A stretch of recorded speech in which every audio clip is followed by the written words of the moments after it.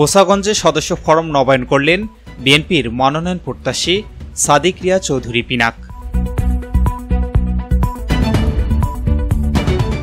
আসসালামু আলাইকুম। এমকে টেলিভিশনের পক্ষ থেকে সবাইকে আন্তরিক শুভেচ্ছা জানাচ্ছি। আমি ইফতেখার।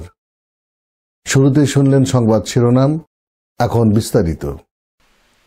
দিনাজপুরের বোচাগঞ্জে বাংলাদেশ জাতীয়তাবাদী দল বিএনপির সদস্য নবায়ন ও নতুন সদস্য সংগ্রহ কার্যক্রমের অংশ হিসাবে সদস্য ফর্ম নবায়ন করলেন দিনাজপুর ২ বিরল বোচাগঞ্জ আসনে বিএনপির মনোনয়ন প্রত্যাশী ও জেলা বিএনপির নির্বাহী সদস্য আলহাজ সাদিক রিয়া চৌধুরী পিনাক।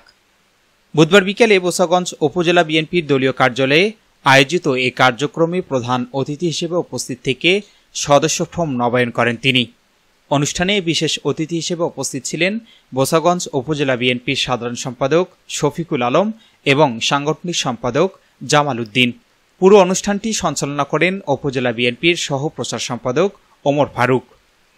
অনুষ্ঠানে বক্তারা বলেন, সদস্য নবায়ন ও নতুন সদস্য সংগ্রহ কার্যক্রমের মাধ্যমে দলকে তৃণমূল পর্যায়ে আরও সুসংগঠিত ও শক্তিশালী করা হবে।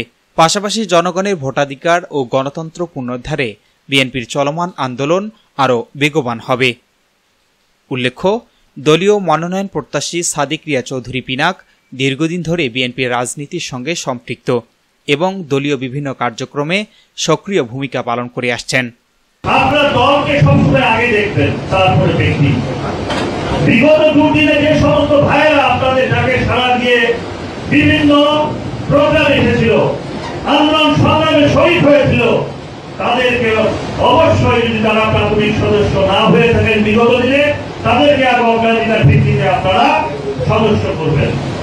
কমিটিতে নাম ছিল কিন্তু তারা আওয়ামী লীগের দোষর হয়ে গিয়েছিল, তাদেরকে দয়া করে নবায়ন করবেন না।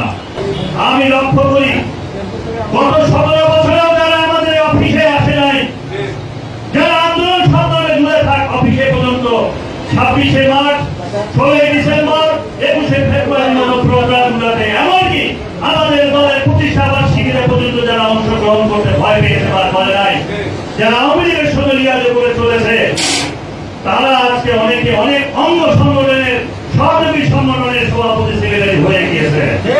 তাদেরকে কিন্তু চিহ্নিত করতে হবে তারা কোন প্রোটোকলে হলো, তারা তাদেরকে এই পদগুলো করে দিল। নিশ্চয়ই একদিন না একদিনে বেরিয়ে আসবে, তারা সেই পদে থাকতে পারবে। আমি চ্যালেঞ্জ দিয়ে S Rahman, news desk, MK television.